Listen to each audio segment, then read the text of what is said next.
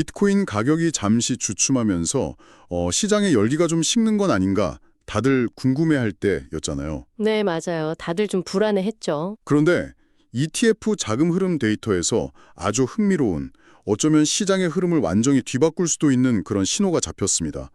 마치 그 고요한 수면 아래에서 거대한 해류가 방향을 바꾸는 것처럼요.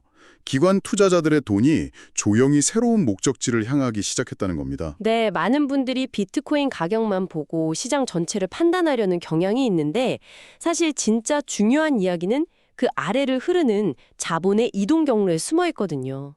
그리고 최근 몇 주간의 데이터는 그 경로가 바로 이더리움으로 향하고 있다는 걸 명확히 보여주고 있죠. 바로 그 지점입니다. 오늘 저희는 이 자금 흐름의 진짜 의미가 무엇인지, 왜 거대 자본들이 지금 이더리움에 주목하는지 깊이 한번 파헤쳐 보겠습니다. 좋습니다. 그럼 그 놀라운 데이터부터 한번 들여다보죠. 바로 12월 10일자 데이터인데 이더리움 현물 ETF로요. 하루에만 무려 1억 7,764만 달러가 순유입됐습니다. 와, 우리 돈으로 거의 2,400억 원이 넘는 엄청난 금액이죠.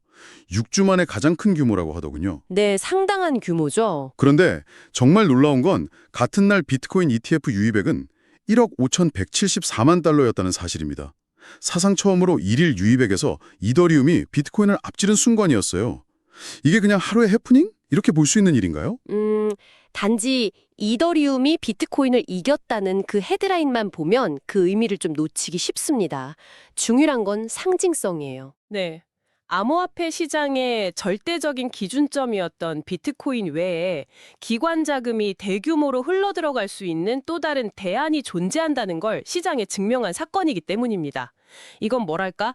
오랫동안 한 명의 슈퍼스타에게만 의존하던 팀에 그래 능가할 잠재력을 가진 또 다른 스타 플레이어가 등장한 것과 같은 신호로 볼 수 있는 거죠. 아, 시장의 구도가 바뀔 수 있다는 일종의 신호탄이다. 이런 말씀이시군요. 그렇죠.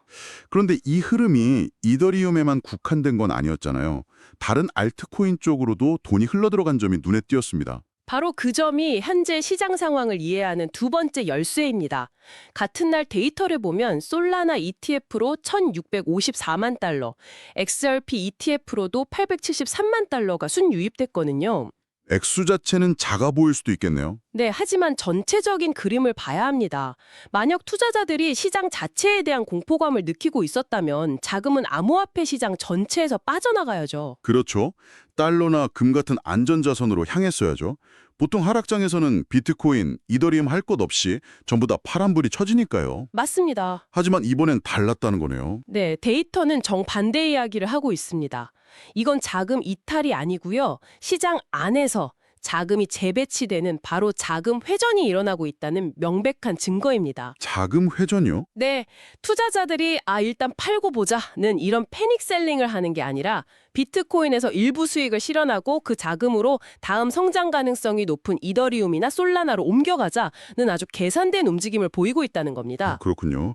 자금 회전이라는 개념은 사실 전통 주식시장에서는 흔히 볼 수 있는 현상이잖아요. 물론이죠. 이게 암호화폐 시장에서도 본격적으로 나타난다는 건 그만큼 이 시장이 성숙해지고 있다는 신호로도 해석할 수 있겠네요. 정확한 지적입니다. 추르적인 자금의 유입과 유출만이 아니라 포트폴리오 관점에서의 전략적인 자산 배분이 이루어지고 있다는 뜻이니까요.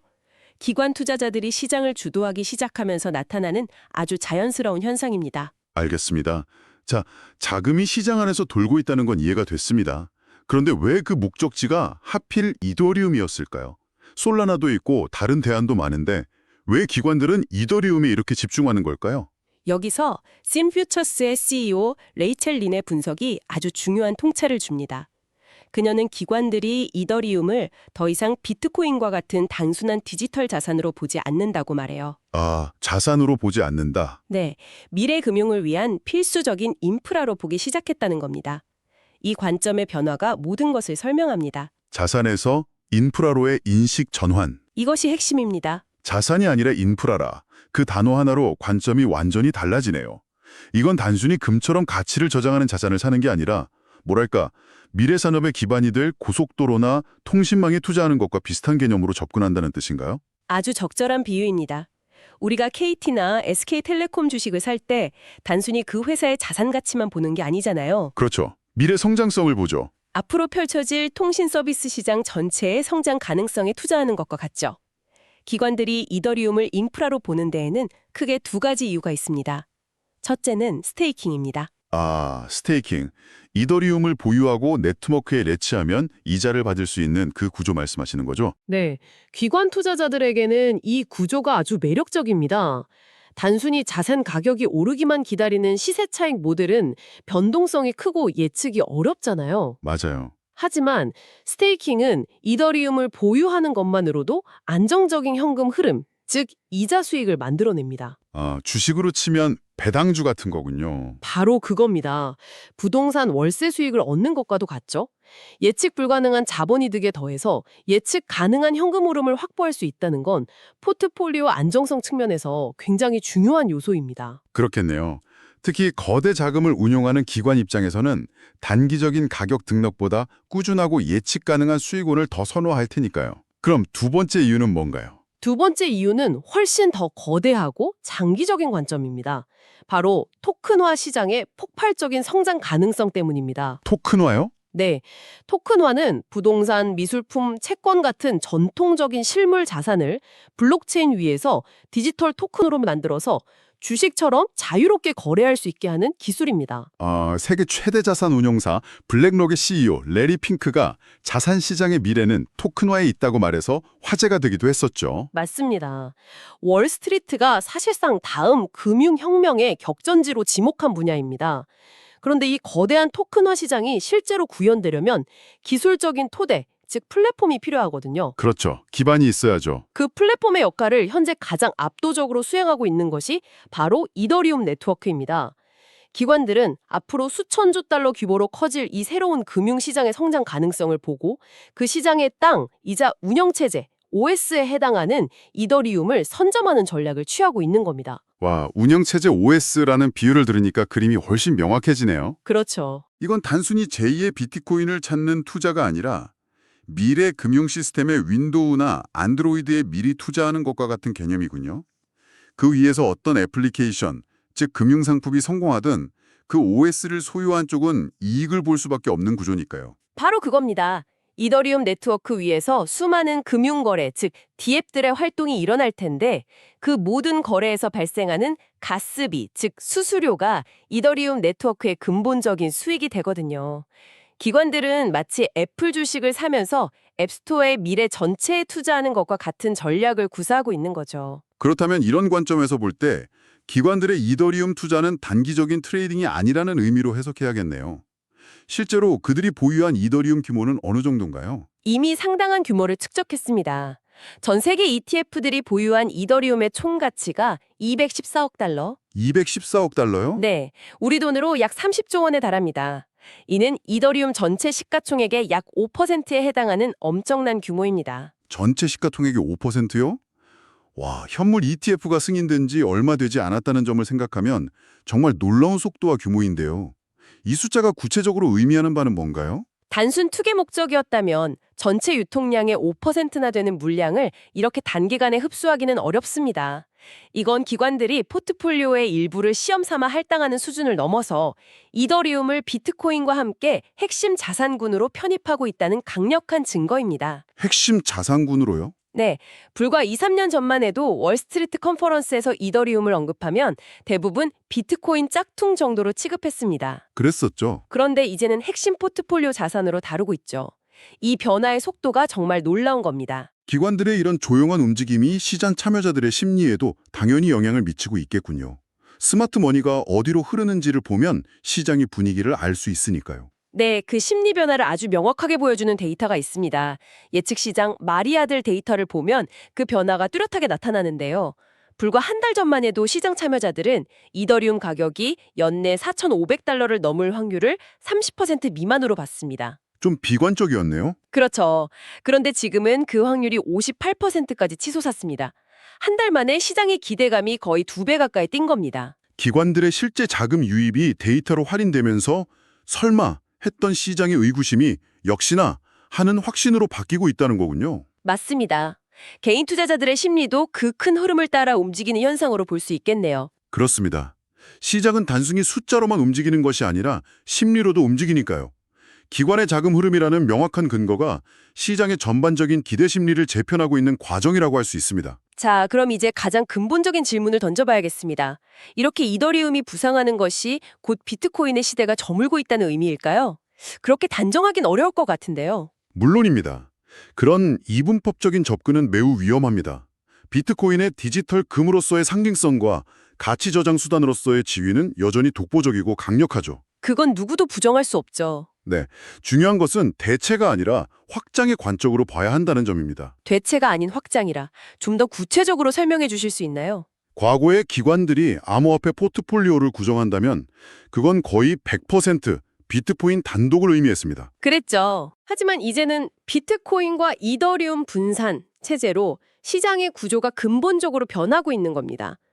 포트폴리오 이론의 가장 기본적인 원칙, 계란을 한 바구니에 담지 말라가 드디어 암호화폐 시장 내부에서도 적용되기 시작한 거죠. 아하, 그러니까 비트코인으로는 디지털 금의 안정성과 가치 조장을 추구하고 동시에 이더리움으로는 미래 금융 인프라의 성장성에 투자하는 두 가지 목적을 모두 달성하려는 전략이군요. 바로 그겁니다. 기관들의 아주 자연스럽고 합리적인 전략적 회전인 셈이죠.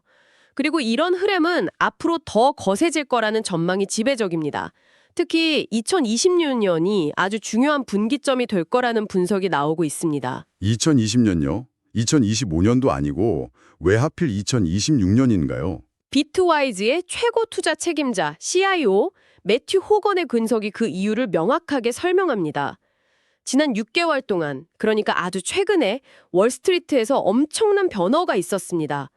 미국의 4대 초대형 금융사 모건 스탠리, 메릴 린치, UBS, 웰스파고가 모두 자산 고객들에게 암호화폐 ETF 상품을 공식적으로 제공하기 시작했습니다. 와, 이름만 들어도 어마어마한 전통금융의 거인들이네요. 이전까지는 이들 금융사를 이용하는 고객들은 ETF를 살 수 없었던 건가요? 그렇습니다. ETF가 승인되었어도 이들 초대형 플랫폼에서 상품을 취급하기까지는 내부적인 검토와 승인 절차가 필요했습니다. 이전까지는 일부 고액 자산가나 기관들만 제한적으로 접근할 수 있었죠. 하지만 이제는 이들 금융사를 이용하는 수많은 자산관리사들과 일반 투자자들이 아주 손쉽게 자신의 포트폴리오에 암호화폐 ETF를 추가할 수 있게 된 겁니다. 수십 수백조 달러를 운용하는 전통금융 자금이 암호화폐 시장으로 들어올 수 있는 공식적인 고속도로가 마침내 개통되었다는 뜻입니다. 그야말로 거대한 자금댐의 수문이 열리기 시작했다는 거네요. 네. 그런데 그게 왜 2026년과 연결되는 거죠? 고속도로가 열렸으면 자금이 바로 쏟아져 들어와야 하는 건 아닌가요? 그게 바로 전통금융의 작동 방식과 관련이 있습니다. 이들 금융사의 수많은 투자 자문자들이 고객에게 새로운 상품을 추천하려면 먼저 그 상품에 대해 완벽하게 교육받고 이해해야 합니다. 준비 기간이 필요하군요. 네. 또 수많은 투자 모델의 이 새로운 자산군을 어떻게 편입할지 분석하고 시뮬레이션하는 과정도 필요하죠. 이런 교육, 분석, 그리고 내부 규정 준수 절차를 거치는데 보통 12개월에서 18개월 정도의 시간이 걸립니다. 단순히 상품을 판매 목록에 올리는 것에서 끝나는 게 아니라 실제로 그 상품이 고객들의 포트폴리오에 편입되기까지는 일종의 시간이 필요하다는 거군요. 맞습니다. 그래서 2024년 하반기와 2025년은 이 새로운 통로를 통해 자금이 조금씩 스며드는 준비기였다면 이 모든 준비가 끝나고 자금이 본격적으로 유입되면서 시장의 판도를 완전히 바꿀 원년이 바로 2026년이 될 수 있다는 겁니다. 그렇군요. 그리고 중요한 점은 그렇게 유입될 새로운 자금의 상당 부분이 단순히 비중이 가장 큰 비트코인에만 쏠리는 것이 아니라 인프라라는 새로운 가치를 인정받은 이더리움으로 함께 흘러들어올 가능성이 매우 높다는 것입니다. 결국 지금 우리가 목격하고 있는 건 비트코인이라는 단일 엔진으로 움직이던 시장에서 이더리움이라는 또 다른 강력한 엔진이 추가되면서 쌍발 엔진 체제로 전환되는 시장의 거대한 구조적 변화 그 자체군요. 네, 오늘 우리가 살펴본 데이터들은 시장이 보내는 매우 중요한 메시지입니다. 일시적인 가격 조정이나 급등 같은 단기적인 변동성에 시야가 가려지기보다는 거대 자본, 즉 기관 투자자들이 어떤 미래를 보고 움직이는지 그 거대한 흐름의 본질을 이해하는 것이 중요합니다. 이 회전은 암호화폐 시장이 투기적 자산에서 제도권 금융의 일부로 편입되며 한 단계 더 성숙해지고 있다는 증거이기도 합니다. 그렇다면 여기서 한 걸음 더 나아가 이런 질문을 던져볼 수 있겠네요. 기관들이 이더리움을 미래 금융의 핵심 인프라로 보고 투자를 시작했다면 이 새로운 디지털 경제 생태계를 뒷받침할 또 다른 인프라는 무엇이 될 수 있을까요? 어쩌면 다음 자금의 흐름은 그곳을 향하게 될지도 모릅니다. 시청해 주셔서 감사합니다. 감사합니다.